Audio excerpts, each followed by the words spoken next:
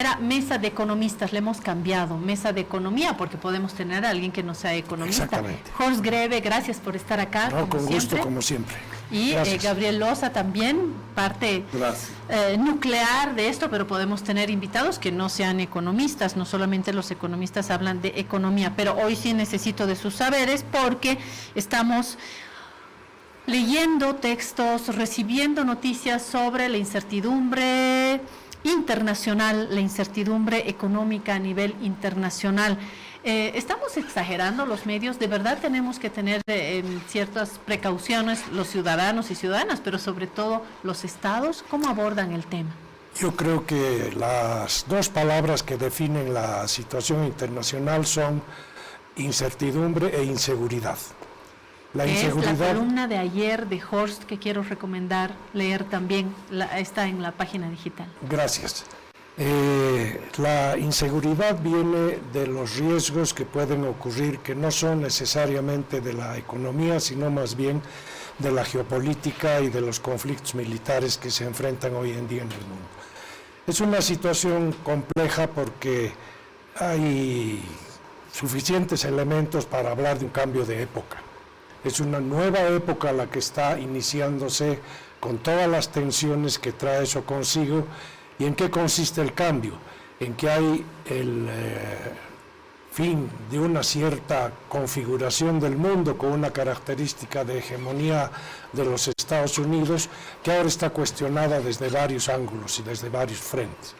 Entonces, esa tensión de la transición de una hegemonía norteamericana cuestionada, o estadounidense, porque no incluye al Canadá, estadounidense cuestionada por la China, por Rusia y por otras potencias en el mundo, está trayendo conflictos gravísimos que afectan a la economía. O sea, normalmente el pensamiento único que predominó en un tiempo es la economía determina todo. Y es la situación económica la que define el futuro, el presente y lo que puedan ser las expectativas de los agentes económicos. Hoy en día la economía está sobredeterminada con la geopolítica. Ese halo solar que hemos visto el 21 de septiembre, el día de la primavera, también se dice que marca un inicio y un final. No todo cambio es malo. ¿Le basta a Gabriel estos elementos de Horst como para hablar de un cambio de época, de un nuevo capítulo en la historia universal? Bueno, hay un indicador mundial de incertidumbre que se analiza por país y a nivel global.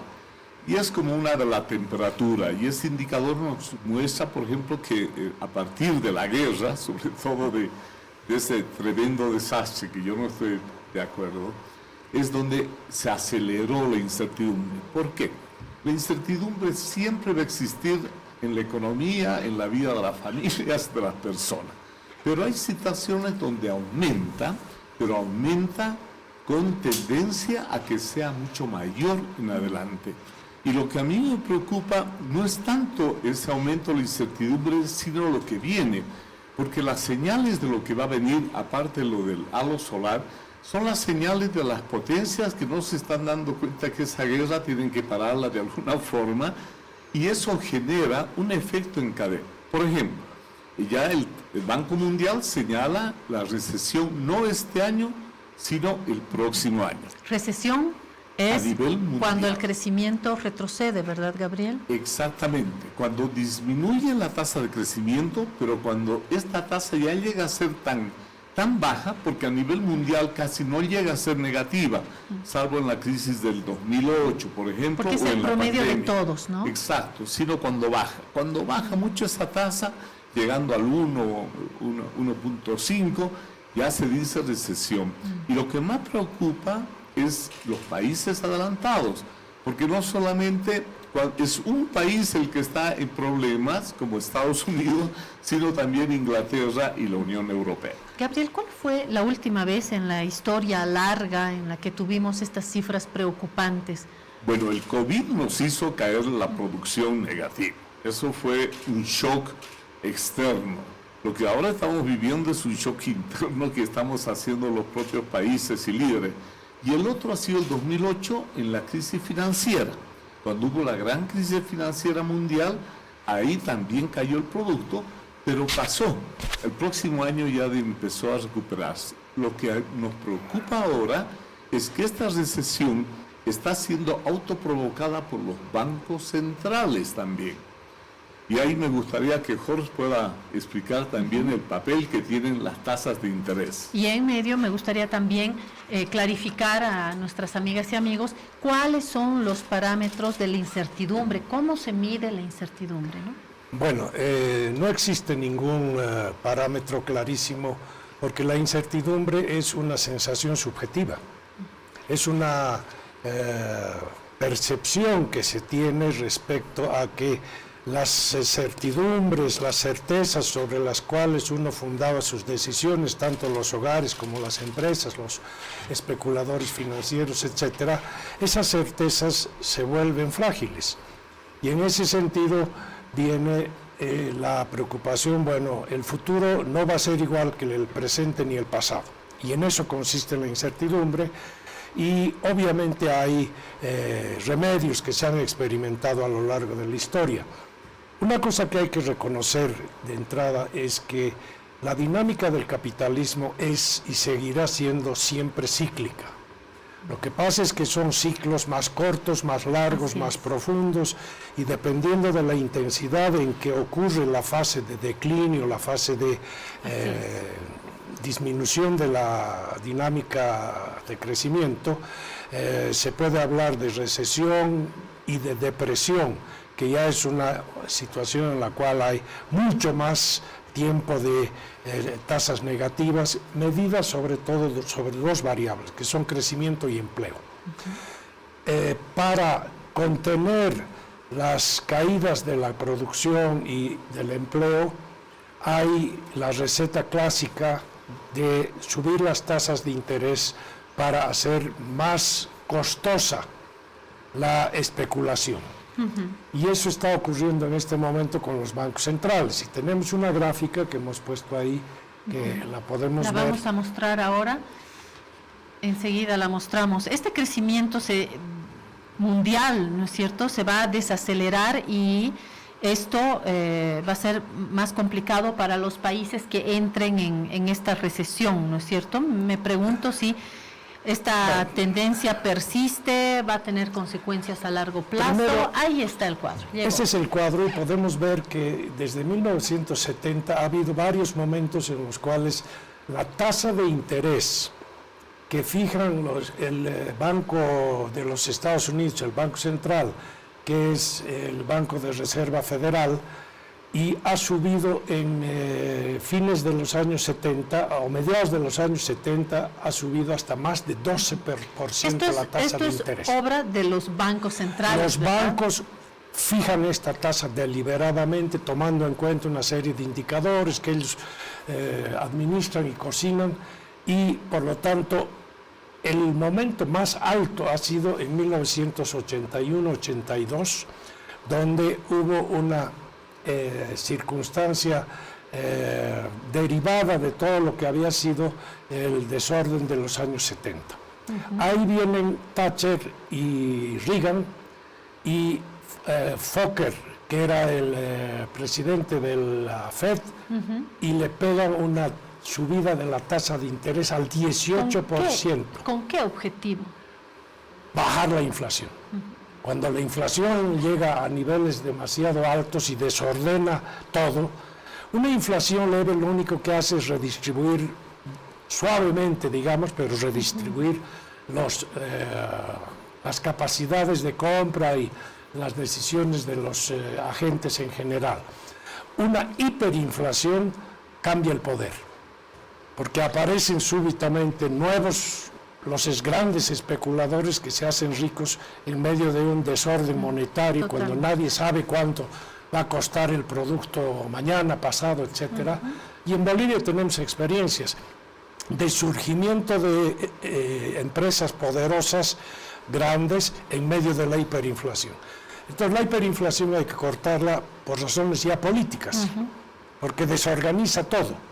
Y ahí la discusión en este momento en Estados Unidos y en Inglaterra y entre los organismos que hacen el análisis, sí es suficiente lo que está haciendo el Banco de Reserva americano, puesto que se mantiene la inflación a pesar de que la tasa de referencia de interés ya está por encima del 4%. Claro, pero lo que hay que ver es si el remedio es el adecuado para combatir la enfermedad. Porque además, para ver si es la enfermedad de ciertos estados o la enfermedad de todos, ¿no? Así es, no solo de un país, sino de la economía mundial. Y en economía no puedes dar una receta sin contraindicaciones. ¿Por qué? Si hay inflación, se dice hay que quitar dinero en la economía, porque provoca la cantidad de dinero mucho, provoca inflación. Pero entonces haces bajar la cantidad de dinero en la economía y resulta que la inflación se debe al problema de la pandemia, la ruptura de las cadenas de suministro, se debe a la alza del precio del petróleo, que no tiene. Y esto es la guerra, Gabriel. Exactamente, todos los bancos centrales están muy centrados en subir la tasa de interés. Y yo tengo un cuadrito que lo vamos a poner enseguida. Podemos complementar, ¿sí? Que las relaciones que hay entre tasa de interés e inflación. Entonces, la receta de bancos centrales es a mayor tasa de inflación, mayor tasa de interés. Pero ahí viene lo que estaba hablando. Ahí está, Gabriel. Lo vamos a poner. El siguiente cuadro. El siguiente. Enseguida lo tenemos. El siguiente cuadro. En todo caso, el aumento de tasa de interés lo que puede provocar es más bien recesión, que es lo que hemos empezado a hablar, que empieza a producirse menos, a caer el nivel de actividad económica. Por lo tanto, lo que están haciendo los bancos centrales, al subir mucho la tasa de interés, puede acelerar o provocar la recesión.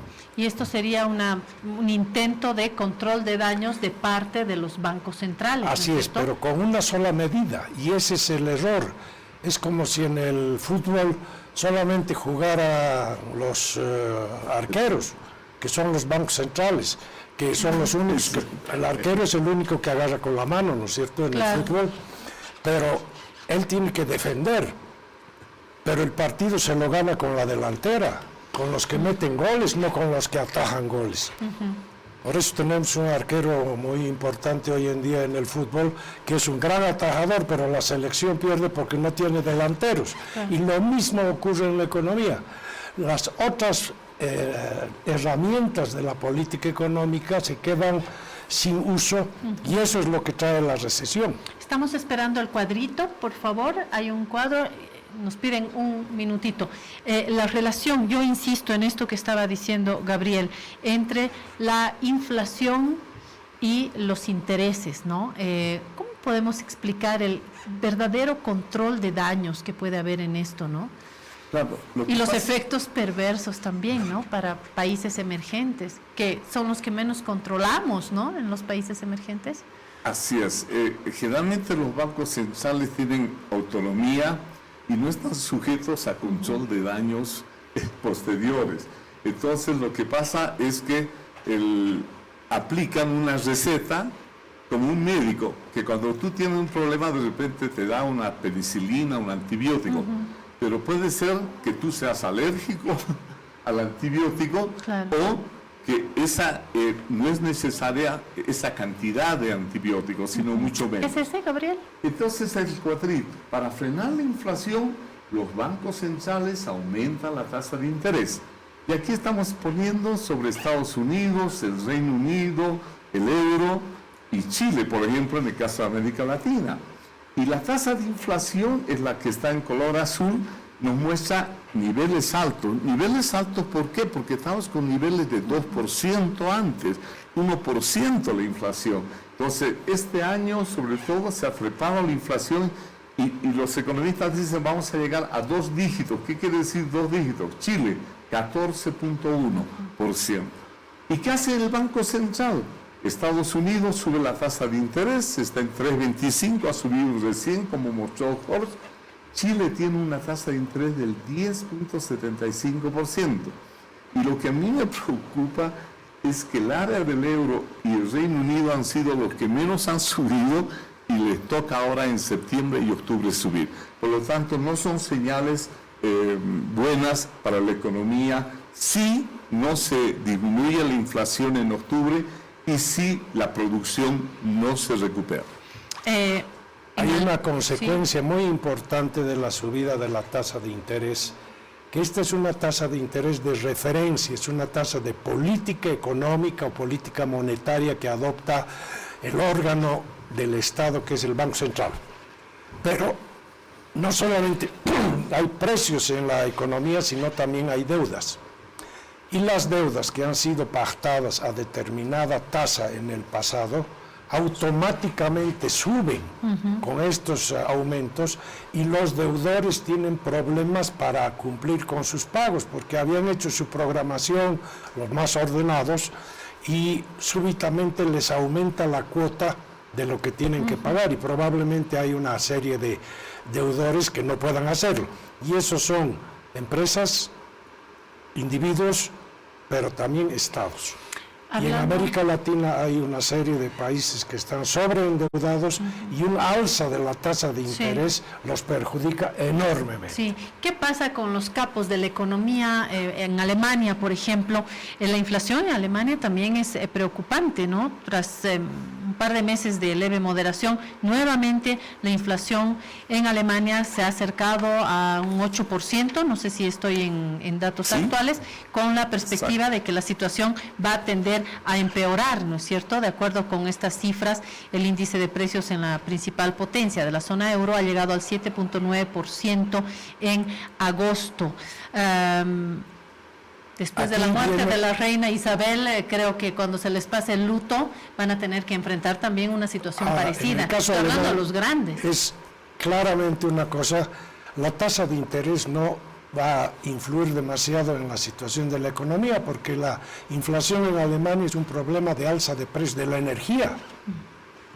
Entonces, si no... ¿Tiene que ver con Rusia otra vez? Tiene que ver con Rusia.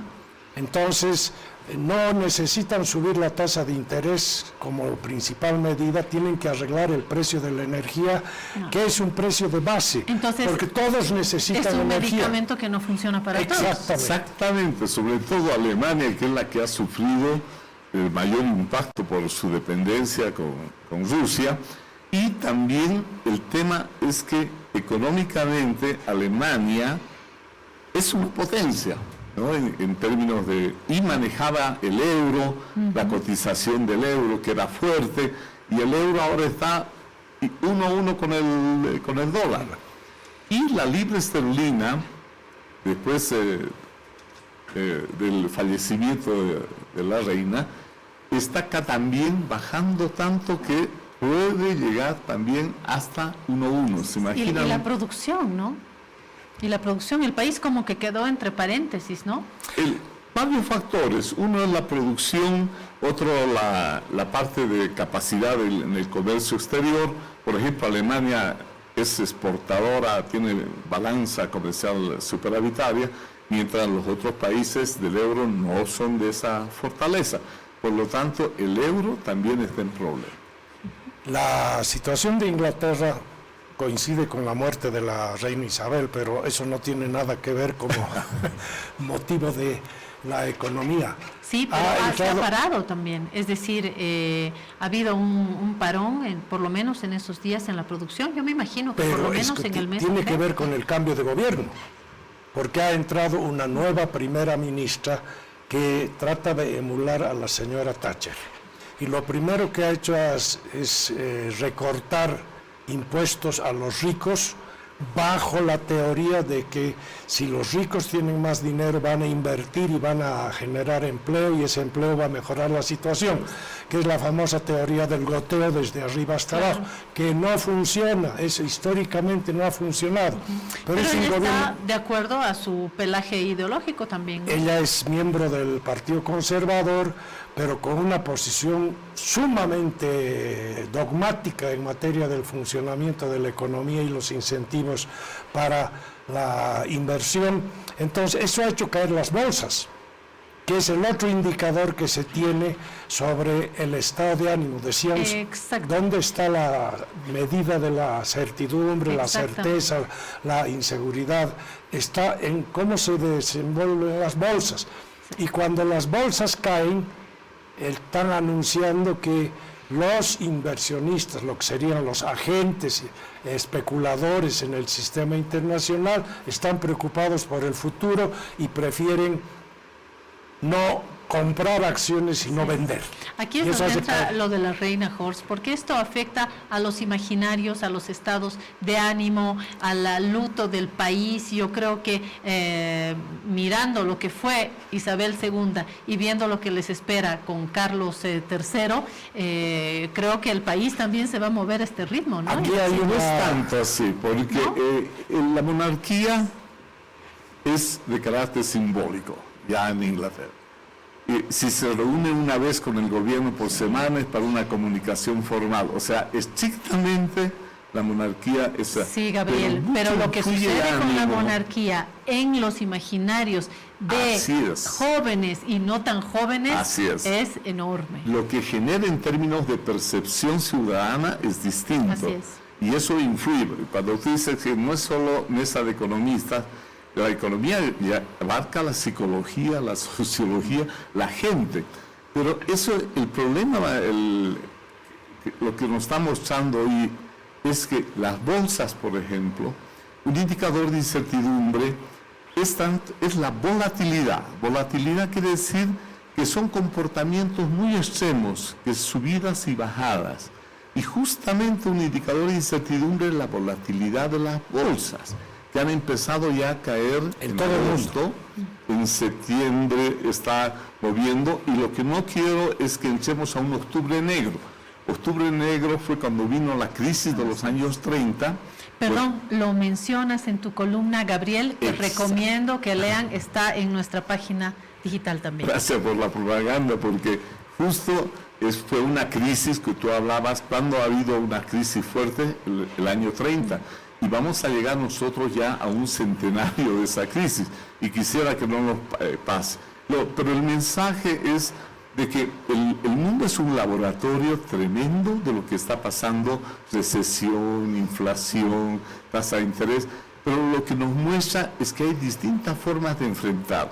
Y mi recomendación al caso boliviano es que tenemos que estar muy abiertos a lo que pasa en la economía internacional y tenemos que tener una capacidad de utilizar distintos medicamentos, instrumentos, antibióticos o fisioterapia para enfrentar los problemas. Y de hecho, ya que pasaste a Bolivia, Gabriel, ¿qué recomendarías de entrada como grandes ejes frente a esta situación? Lo que yo recomendaría es que dejémonos de estar peleándonos tanto internamente, miremos al mundo con preocupación por sus efectos que tiene que haber. Somos una economía vulnerable, pero que ha estado respondiendo muy bien. Resiliencia fue una palabra que te gustó a ti hace mucho tiempo.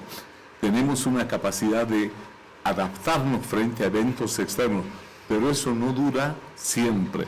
Por lo tanto, lo único que yo recomiendo es amplitud de miras en el manejo de los instrumentos de política económica. Las recomendaciones de Horst. Yo creo que lo primero hay que hacer un seguimiento de la situación internacional con profesionalismo.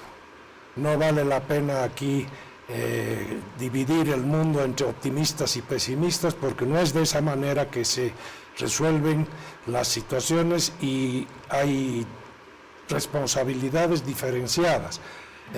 La ciudadanía puede ser eventualmente optimista o pesimista, pero no el presidente del Banco Central, no el ministro de Finanzas. Y de hecho hay pocos analistas, economistas, internacionalistas, es decir, nos cuesta, Jorge, encontrar para este espacio de diálogo internacionalistas. Internacionalistas, economistas, ni les cuento, ¿no? Me parece que hay un déficit ahí, y por lo menos en el país. campo, digamos, de la economía no internacional, sino la economía en general, yo reclamo que está dominada por la macroeconomía, que es una parte del análisis, pero que no contempla las estructuras sociales, las estructuras materiales, etcétera, etcétera. Y por otra parte, yo creo que hay una herramienta modelística que utilizan la mayor parte cuando omiten lo que es la economía política, que es el análisis, la evaluación de cómo están las relaciones entre las diferentes clases que no son solamente consumidores, sino son unos propietarios de producción, otros son proletarios y en ese sentido son dependientes de ingresos fijos. Por lo tanto, yo creo que la función del Estado es proteger a su sociedad y la debe proteger con medidas adecuadas, con una comunicación adecuada, pero sin mentirle, ni hacerle creer que estamos blindados, como ya nos ha pasado 3 veces en el último tiempo, donde la autoridad decía, no, en Bolivia no va a pasar nada, afuera están con unos problemas, en Bolivia no nos pasa nada porque tenemos blindaje. Y ese blindaje resultó que no había sido tal y obviamente al poco tiempo tuvimos, a comienzos de los años 2000, tuvimos una caída fuerte de la producción, del desempleo, etcétera, ¿no? ¿Qué recomendaciones concretas podríamos poner sobre la mesa para una que hemos venido insistiendo en esta mesa inmediato? Es la concertación. La concertación no quiere decir que es una cesión de poder de parte del gobierno, es una manera de adoptar políticas públicas correctas al evaluar, discutir con los interesados, con los agentes estratégicos, cuáles serían las consecuencias de diferentes escenarios. Entonces, lo que está pasando en el país es que carecemos de horizonte de largo plazo por falta de concertación sobre una imagen de país que compartamos todos, con sus matices, con todo lo que fuere, y una concertación de corto plazo, que es lo que se debe hacer y cuáles son los objetivos prioritarios en los próximos meses. Y si no hay esa concertación, bueno, vamos a tener problemas, porque cada vez la reacción de la gente frente a arbitrariedades que puedan ocurrirse o frente a situaciones que no se calibran bien y traen consecuencias negativas, la gente va a reaccionar y eso se traduce en malestar social. Como yo soy ciudadana y no economista, voy a ser pesimista sobre la concertación a la luz de todo lo que hemos vivido en este último tiempo. No hay, ya lo hemos discutido acá también, un diálogo entre poder ejecutivo y empresas, las hay más con los movimientos sociales por el pelaje ideológico del gobierno, pero no hay concertación, ni les cuento lo que ha sucedido en el Defensor del Pueblo, no, claro. ¿no?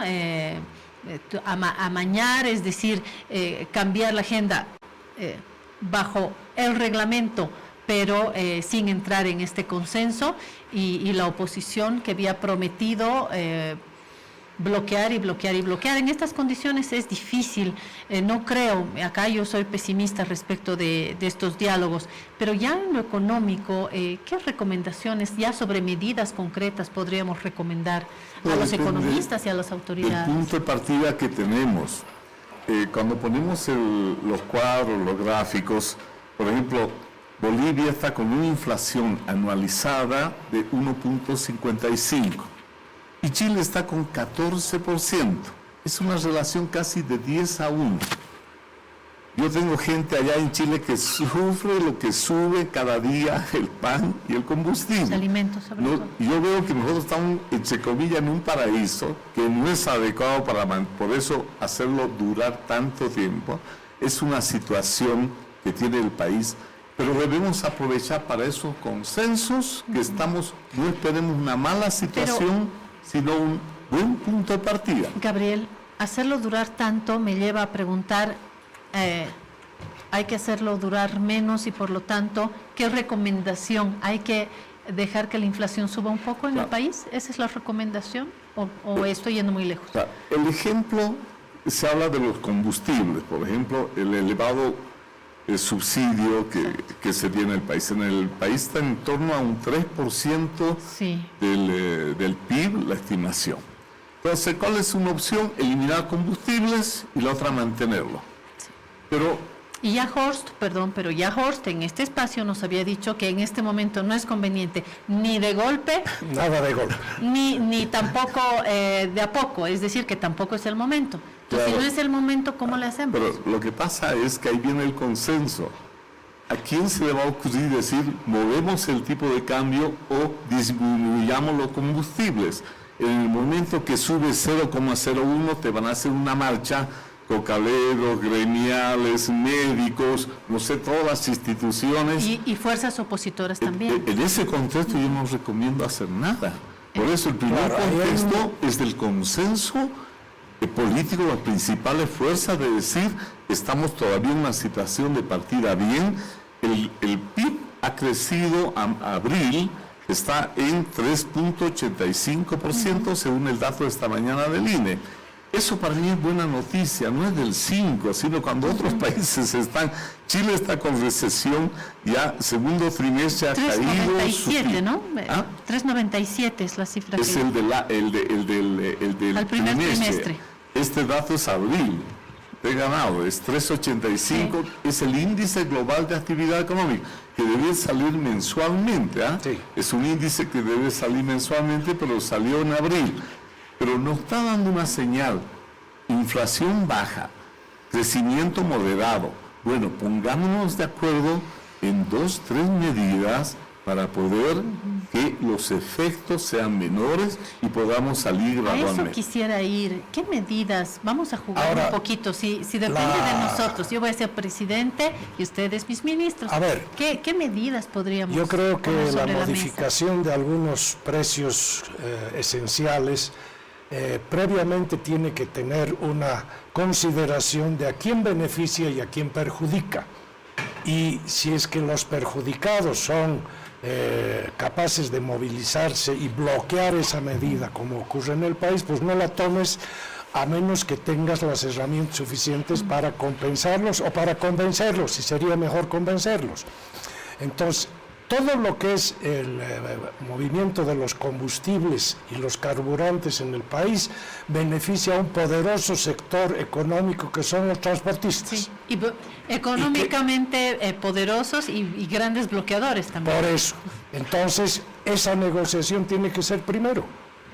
Y el país no puede depender de un sector que ha sido capaz de bloquear el tren a Chile porque les quita carga a ellos. Entonces, eso es porque economía política. Que les iba a quitar Esa carga. Es economía política. Sí. Tienes que ver quién se beneficia y quién se perjudica. El que se perjudica lo percibe de inmediato y se defiende. Y el que se beneficia normalmente se entera más tarde.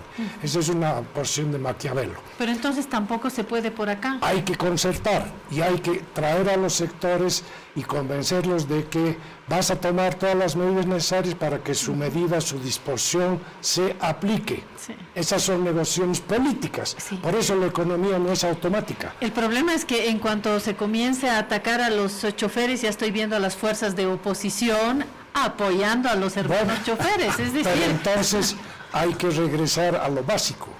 La democracia es una permanente de negociación, no es una imposición del que tiene un poquito más de porcentaje en la representación política que hace leyes. Es que lo que está sucediendo acá es la polarización nos está destruyendo. La oposición también bloqueó con su minoría, por no tener 2/3, bloqueó y dijo, pero bloquearemos hasta las últimas consecuencias.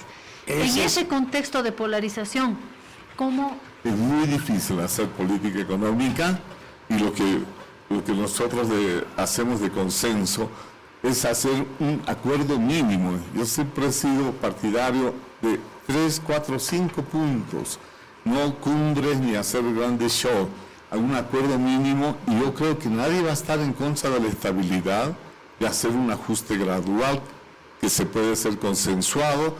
Todos queremos también que el gasto fiscal no sea cada vez mayor, ha disminuido, pero tiene que disminuir menor. Es decir, ponernos de acuerdo en eso. Cuando Jorge dice hablar con el diálogo, todos, la oposición, para que haya consenso se necesita, como en una pareja, como en el matrimonio, ambos dos, que no se debe decir. Los dos tienen que estar de acuerdo para buscar un consenso.